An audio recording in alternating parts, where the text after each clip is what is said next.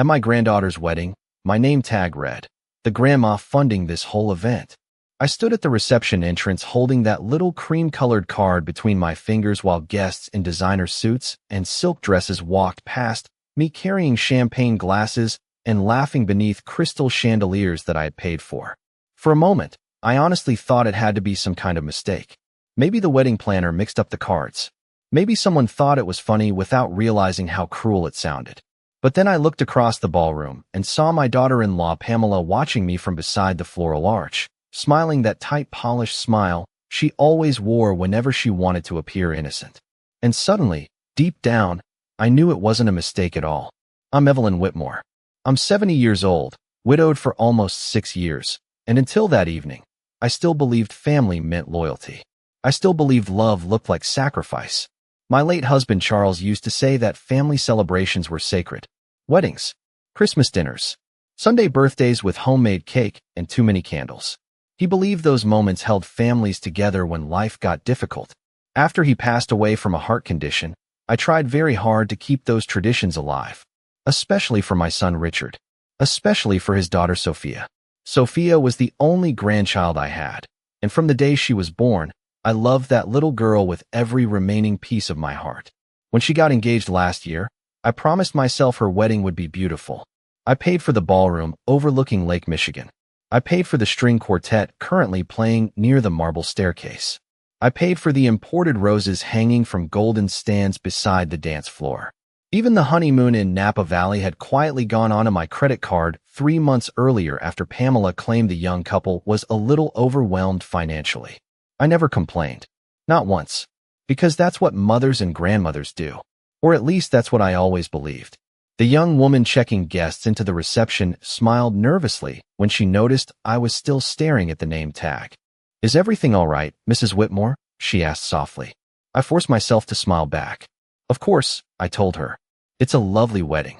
My voice sounded calm, steady, but my chest felt strangely hollow, like something inside me had quietly cracked open.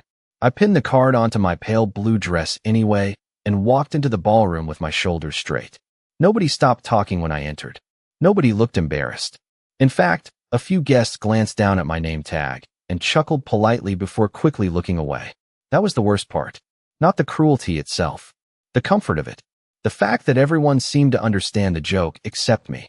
Across the room, Richard finally noticed me standing there alone near the entrance. My son smiled and raised his whiskey glass slightly in my direction before turning back to the group surrounding him. He didn't walk over. He didn't ask if I was all right. And somehow, standing there beneath those glittering chandeliers while strangers laughed softly at the little card attached to my chest, I realized something painful. I had spent years funding this family, but somewhere along the way, I had stopped belonging to it. I found my assigned table near the back corner of the ballroom beside the service doors where waiters carried trays of champagne and half-finished plates in and out all evening. It was the kind of table usually reserved for distant relatives or last-minute guests, not for the grandmother who had paid for nearly everything surrounding us. I sat down slowly and smoothed my hands over the white linen tablecloth while the wedding guests filled the room with laughter and conversation. Above us, enormous crystal chandeliers cast warm golden light across the dance floor, making the entire ballroom glow like something from an old Hollywood movie. Sophia had always dreamed of a wedding like this. Elegant, timeless, expensive. I remembered her sitting beside me at my kitchen table almost a year ago with bridal magazines spread everywhere while she circled floral arrangements and ballroom photos with a pink marker. "I know it is too much," she said back then, laughing nervously, "but I cannot help dreaming." I told her every bride deserved one beautiful day in her life. At the time, I meant it. A waiter placed a glass of sparkling water beside me while guests continued arriving near the entrance. I watched family friends greet Richard and Pamela near the head table as if they were royalty hosting a charity gala instead of parents attending their daughter's wedding. Pamela looked stunning, I will admit that. Her silver evening gown shimmered beneath the ballroom lights, and every movement she made seemed carefully practiced for attention. She floated through the room smiling at guests, touching arms lightly, accepting compliments like applause. When she finally approached my table, her perfume reached me before her voice did.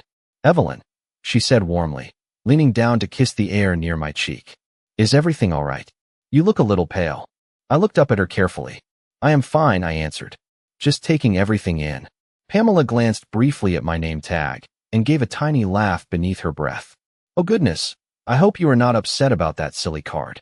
Sophia's bridesmaids thought it would be funny. You know how young people are these days. Funny. That word settled heavily inside my chest. I forced another smile because I had spent most of my adult life protecting family harmony, even when it hurt me to do so. Of course, I said quietly. It is only a joke. Pamela squeezed my shoulder gently before drifting away toward another group of guests. But I noticed something then. Every person she stopped to speak with glanced at my table afterward. Some looked uncomfortable, others amused. A few avoided looking at me entirely. I sat there listening to silverware clink against china plates while the string quartet played soft jazz versions of old love songs near the dance floor. Across the room, giant screens displayed childhood photographs of Sophia growing up. There she was at 6 years old holding a birthday cake I baked myself. There she was at 13 opening the pearl necklace I bought her after middle school graduation. There she was at 16 standing beside the first car I helped pay for after Richard lost his job during the recession. My entire life seemed scattered across those screens in silent pieces nobody acknowledged anymore. Then I noticed something else. In every family photo displayed around the ballroom entrance, I had been cropped out. For the next hour, I sat quietly at my table pretending to watch the wedding while something cold and unfamiliar slowly settled inside me. The dance floor filled with people laughing beneath soft golden lights, while servers carried plates of filet mignon and roasted potatoes from table to table. Somewhere near the stage, Sophia was dancing with Richard during the father-daughter dance, her white gown sweeping across the marble floor while guests wiped tears from their eyes. Everyone kept calling it magical, elegant, perfect. I wondered if anyone besides me noticed how carefully I had been erased from every meaningful part of the evening. A woman from Pamela's country club eventually sat beside me after returning from the bar with another glass of wine. You must be so proud, she said kindly. Pamela told everyone you practically sponsored this entire wedding. Sponsored. There was that word again. Not grandmother. Not family. Sponsor. Like I was some wealthy donor with no emotional connection to the people standing beneath those floral arches. I smiled politely because I no longer trusted myself to speak honestly. Across the ballroom, I noticed Pamela standing near the bridesmaids again. One of the younger women whispered something into her ear before glancing toward my table. Suddenly, the entire group burst into restrained laughter behind carefully manicured hands. Pamela shook her head as if pretending to scold them, but she was laughing too.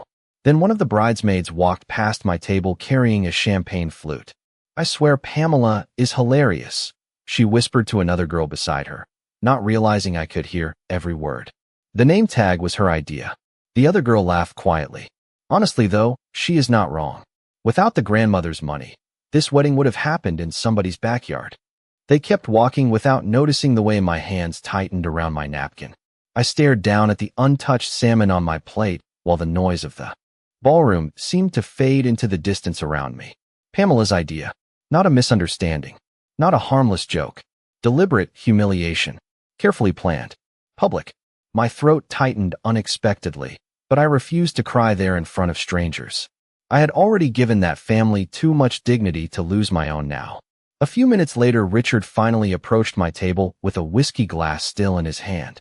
Mom, he said casually, leaning down beside me. Everything good over here? I looked at my son carefully. At 50 years old, Richard still had the same blue eyes he carried as a little boy. For one painful second, I remembered him sitting at our kitchen counter decades ago, asking me for help with homework while Charles read the newspaper nearby. Back then, he used to hug me every morning before school. Back then, I never doubted my place in his life. Everything is beautiful, I answered softly. Richard smiled distractedly and glanced at my name tag. People are loving the joke, by the way, he said with a laugh.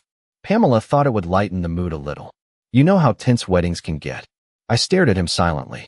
My own son, standing there with expensive cufflinks I once helped pay for after his business nearly collapsed 12 years earlier, laughing at me like I was part of the entertainment. I see, was all I said. Richard patted my shoulder absent-mindedly before turning away toward the dance floor again. And just like that, something inside me changed forever. After Richard walked away, I remained seated at that little table near the service doors while memories I had spent years protecting began rising quietly to the surface one by one. It is strange how humiliation changes memory. Suddenly, moments that once felt generous begin looking painful instead. Moments that once felt loving begin revealing something colder underneath. I looked across the ballroom at my son laughing beside Pamela and remembered the winter 12 years earlier when his construction company nearly failed during the recession. Richard had shown up at my house carrying folders filled with unpaid invoices and bank notices, trying very hard not to cry in front of me. He was 40 years old then, exhausted and terrified of losing everything. Charles had already passed away by that point, and I was still learning how to survive alone in a quiet house that suddenly felt too large for one person. I remember making coffee while Richard sat at my kitchen table staring at his hands. "I just need a little help getting through this," he said softly. I never hesitated. The next morning, I withdrew nearly $180,000 from the retirement account Charles and I had spent decades building together. Money we once planned to use traveling across New England after retirement. Money meant for security during old age. Richard hugged me so tightly that day I could barely breathe. "I will pay you back," he whispered. He never did. I never asked. Then there was Sophia's private school tuition after Pamela insisted public schools were not competitive enough anymore. I quietly covered nearly $20,000 a year for 4 years because Richard said college admissions had become brutal. When Pamela wanted a larger kitchen remodel 6 summers ago, I wrote another check after she spent an entire dinner explaining how embarrassed she felt hosting friends in an outdated house. Even their lake house rental in Wisconsin during the pandemic partly came from my savings after Richard complained the children needed space away from the city. Every single time, they framed it as temporary help. Family helping family. Love expressed through sacrifice. And every single time, I believed them. A slow instrumental version of What a Wonderful World drifted through the ballroom while servers cleared dinner plates around me. Nearby guests laughed over wedding speeches and expensive wine while I sat very still, replaying years of financial rescues in my mind like scattered pieces finally assembling into one ugly picture. Pamela had always known exactly how to ask for things without sounding demanding. That was her gift. She operated softly, carefully, never directly cruel in front of outsiders. She preferred polished manipulation wrapped inside compliments and concern. "You have always been so generous, Evelyn. We would never ask unless it was important. You are the backbone of this family." Backbone, sponsor, funding source. The language suddenly sounded different now. Less loving, more transactional. Across the ballroom, I watched Pamela adjusting Sophia's veil before another round of photographs. A photographer kept repositioning family members beneath the floral arch, while assistants fixed dresses and lighting angles. "Immediate family only for this set," someone called out cheerfully. I noticed Richard step forward beside Pamela and Sophia, while grandchildren, cousins, and in-laws gathered around them, smiling for the camera. Nobody looked toward my table. Nobody realized I was still sitting there watching them build another family memory without me inside it. And for the first time in my entire life, I stopped wondering whether I had done enough for my family. Instead, I began wondering whether they had ever truly loved me at all. The wedding coordinator eventually dimmed the ballroom lights for speeches, and guests slowly returned to their tables carrying fresh drinks and slices of wedding cake balanced carefully on white china plates. I remained seated near the back, while waiters relit candles across the room one by one. The entire ballroom glowed softly now, warm and elegant, almost dreamlike. Years ago, I would have looked at a scene like this and felt grateful. Proud, even. Instead, I felt strangely invisible, like a ghost sitting quietly inside someone else's celebration. I was reaching for my water glass when I heard a familiar voice behind me. "Evelyn Whitmore. I thought that was you." I turned and saw Harold Bennett standing beside my table in a dark charcoal suit with silver hair combed neatly back from his forehead. Harold had been Charles's attorney and closest friend for more than 30 years. After my husband passed away, Harold handled nearly every legal detail surrounding the estate, while I spent months barely able to think clearly through my grief. He had always been kind to me, steady, observant, the kind of man who noticed things most people ignored. "Harold," I said softly, standing to hug him. "I did not know you were invited." Sophia invited me. Herself. He answered warmly before his expression shifted slightly. His eyes lowered toward the card pinned to my dress. He read it silently without speaking for several seconds. Then he looked back up at me very carefully. "I see," was all he said. Something in his tone made my chest tighten unexpectedly. Harold pulled out the empty chair beside me and sat down slowly while guests applauded near the stage after another speech ended. "Are you all right?" he asked quietly. It was such a simple question. Yet somehow nobody else had asked me that all evening.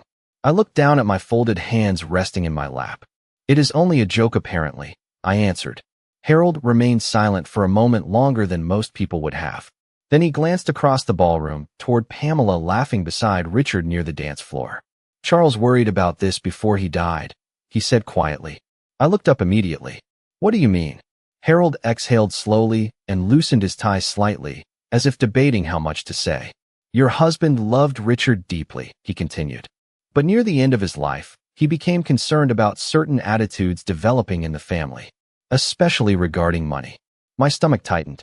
Around us, guests continued smiling and drinking champagne, completely unaware that my entire understanding of my family had begun shifting beneath my feet. "Charles updated several estate documents during his final year," Harold said carefully. "Most of them were routine, but one provision was very specific." I stared at him silently while the string quartet began another soft instrumental piece near the stage. "Your husband believed respect mattered more than inheritance," Harold continued. "He felt that if family members ever reached a point where they publicly humiliated or exploited you for financial gain, there needed to be consequences." For a second, I genuinely could not speak. The ballroom noise faded strangely around me again while Harold reached inside his jacket and removed a slim cream-colored envelope. He rested it gently on the table between us without opening it. "I was hoping I would never need to bring this up," he said quietly. "But after seeing that card tonight, I think Charles may have understood certain people better than either of us wanted to admit." My fingers rested lightly on the cream-colored envelope while Harold sat beside me in silence. Around us, the wedding continued exactly as before. Glasses clinked together. Laughter rose from crowded tables. Somewhere near the dance floor, Pamela was speaking animatedly with guests while Richard nodded beside her with the relaxed confidence of a man who believed his future was secure. Watching them now felt different somehow. The illusion had cracked. For years, I convinced myself that generosity created closeness, that sacrifice naturally produced gratitude. But sitting there with Charles's attorney beside me and that unopened envelope resting between my hands, I finally began seeing my family clearly for the first time in decades. "What exactly did Charles do?" I asked quietly. Harold glanced around the ballroom carefully before lowering his voice. "Your husband created a family trust during the final months of his illness," he explained. "Most of the estate was placed inside it. Investments, properties, retirement accounts, everything significant." My breath caught slightly. Charles always handled financial matters privately. Even during our marriage, he rarely discussed exact numbers unless necessary. I trusted him completely, so I never pushed for details. "Richard is still a beneficiary," Harold continued. "So is Sophia. But Charles added behavioral clauses tied to inheritance distribution." I stared at him silently. "Behavioral clauses?" Harold nodded slowly. "Your husband feared that once he was gone, certain members of the family might begin viewing you as a financial resource rather than a person deserving dignity and respect." The ballroom lights shimmered softly against the crystal glasses surrounding us while his words settled heavily inside my chest. "One clause was especially specific," Harold continued carefully. "Any beneficiary found publicly humiliating, exploiting, manipulating, or financially coercing you could immediately lose their inheritance rights under the trust." I looked down at the envelope again. My hand suddenly felt cold despite the warmth of the crowded ballroom. "Charles wrote that himself?" I whispered. "Every word," Harold answered. "And after what I witnessed tonight, Evelyn, I believe he may have seen warning signs long before either of us wanted to admit they existed." Across the room, Pamela laughed loudly at something a guest said before adjusting the diamond bracelet I bought her 3 Christmases ago after Richard hinted she felt left out compared to her wealthier friends. I remembered the way she hugged me afterward, calling me thoughtful and generous while already browsing luxury handbags online through her phone at dinner. Little moments. Tiny fractures I ignored because admitting the truth felt too painful.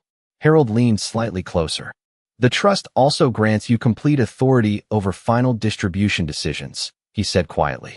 Nothing transfers automatically. Not without your approval. For several seconds, I could only stare at him. Richard had spent years behaving as though my money already belonged to him. Pamela practically discussed future inheritance like vacation planning. Yet neither of them realized the entire future they imagined still rested entirely in my hands. Near the stage, the master of ceremonies announced another round of speeches while guests applauded enthusiastically.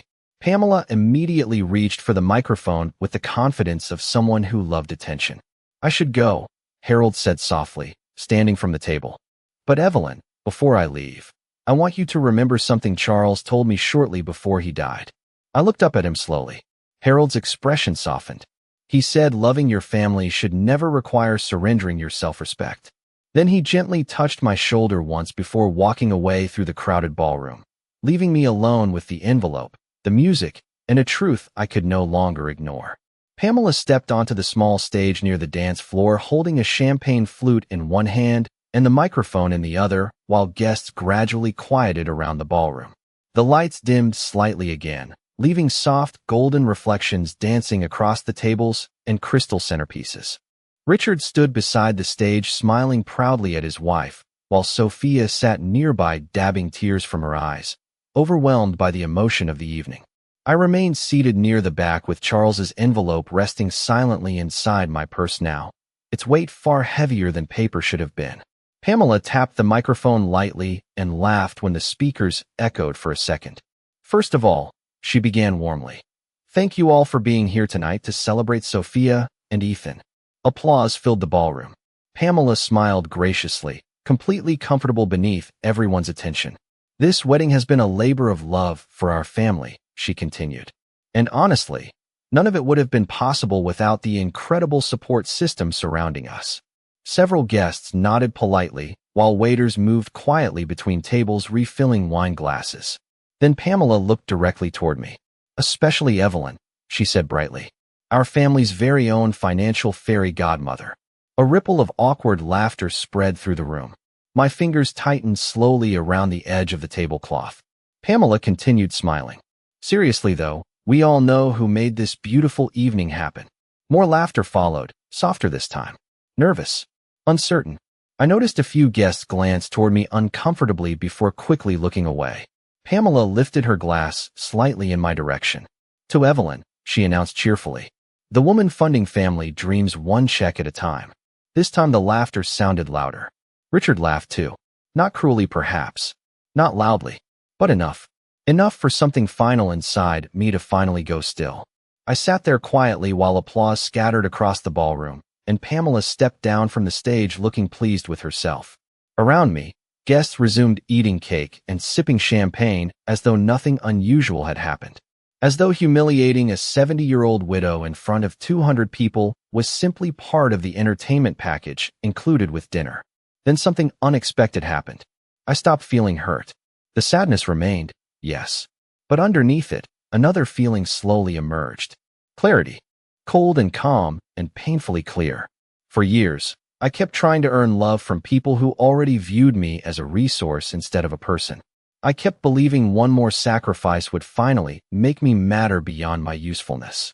But sitting there listening to strangers laugh while my own family turned me into a joke, I finally understood something Charles had realized before I did.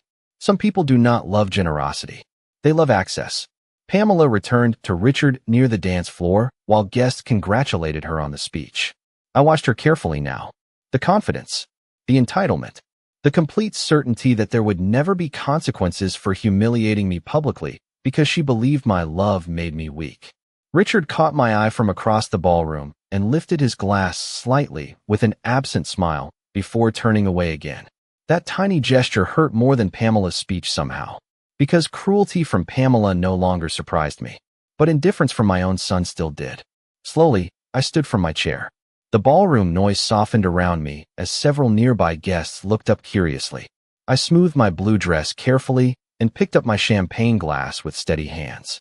Then, without rushing, without anger, without raising my voice, I began walking toward the stage. The closer I moved toward the stage, the quieter the ballroom became. At first, only a few nearby tables noticed me standing.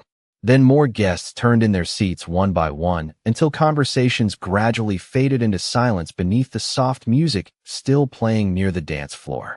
Pamela looked mildly confused watching me approach, though the smile never fully left her face. She still believed she controlled the evening.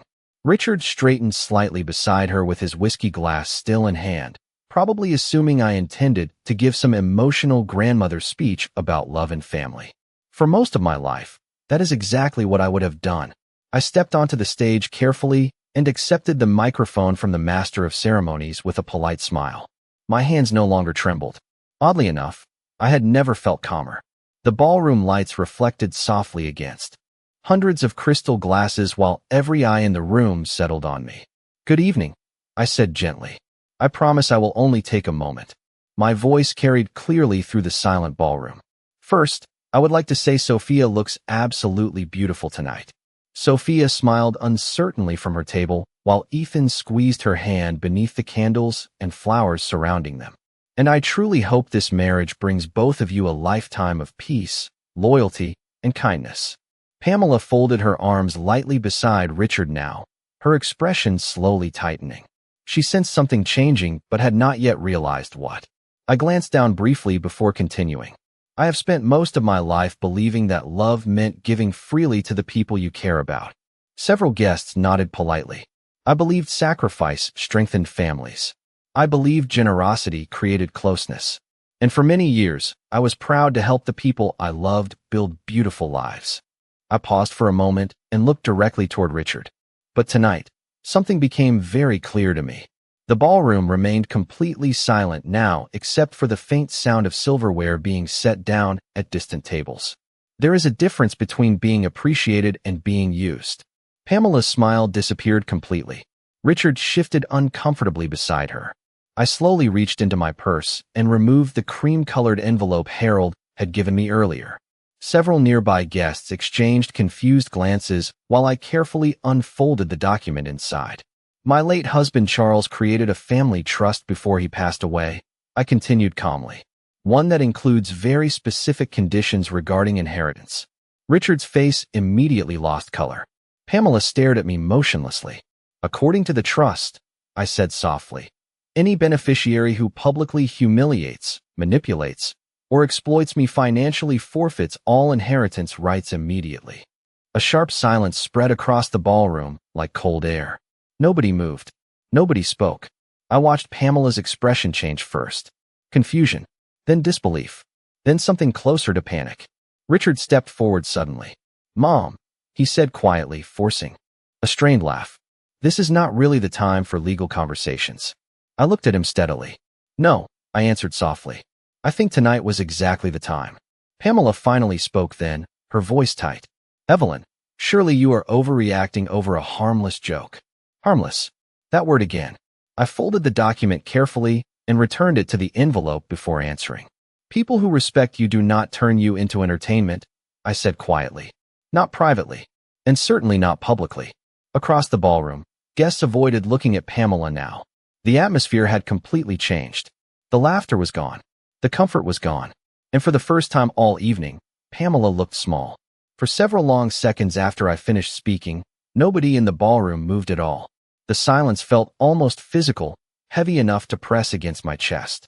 Pamela stood frozen beside Richard with one hand still wrapped around her champagne glass, while guests avoided looking directly at either of them. Somewhere near the back of the room, I heard a fork quietly hit a dinner plate. That tiny sound seemed louder than the music. Richard finally stepped closer to the stage, his face pale beneath the ballroom lights. "Mom," he said softly, trying to force calm into his voice, "you are misunderstanding everything." I looked at him carefully. At the expensive tailored suit I helped pay for after his promotion party last year. At the same blue eyes that once looked at me with love when he was small enough to hold my hand crossing parking lots. "Am I?" I asked quietly. Richard opened his mouth to answer, but no words came out. Because deep down, he knew exactly what this was. Not misunderstanding. Not sensitivity. Consequences. Pamela recovered more quickly. She always did. Evelyn, she said sharply, though her smile was gone now. This is Sophia's wedding. You are embarrassing everyone. I almost laughed at that. Not because it was funny, because it was astonishing. The woman who spent the evening humiliating me publicly now suddenly cared about dignity once the attention shifted toward her. I stepped down carefully from the stage, holding the envelope against my side while guests parted silently to let me pass. Nobody stopped me. Nobody defended Pamela. Nobody defended Richard either. That was the strange thing about public cruelty. The moment consequences appear, people suddenly become very quiet. As I walked through the ballroom, I noticed several guests looking at me differently now. Not with pity, with respect. Near the dance floor, Sophia suddenly hurried toward me, tears filling her eyes. "Grandma," she whispered, grabbing my hands gently. I did not know about the card. I swear I did not know. For the first time all evening, my heart softened slightly. Because unlike the others, Sophia looked genuinely ashamed. Not frightened about money. Ashamed about pain. I touched her cheek gently and smiled. "I know, sweetheart," I told her quietly. "This is not your burden to carry tonight." She started crying harder then, mascara shining beneath the ballroom lights while Ethan placed a protective arm around her shoulders.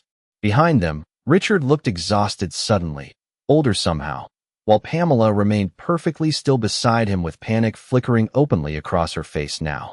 They finally understood that Charles had seen them clearly long before I did.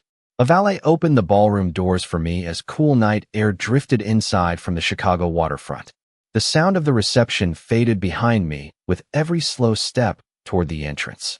Crystal chandeliers, champagne glasses, expensive flowers. All of it suddenly felt very far away. Outside, the lake breeze lifted my silver hair gently while city lights reflected across the dark water in the distance. My driver hurried to open the car door, but before getting inside, I paused for a moment and looked back toward the glowing ballroom windows above the hotel terrace. Somewhere inside that building, my family was probably scrambling to repair the illusion they spent years building around themselves. But I no longer felt responsible for protecting that illusion anymore. Charles was right. Love without respect eventually becomes exploitation. And that night, standing beneath the cold Chicago sky with silence finally replacing guilt inside my chest, I realized something important. I had spent years acting like their bank account because I was afraid losing usefulness meant losing family. But the truth was far simpler than that. The moment people stop valuing your dignity, they have already stopped deserving your sacrifices.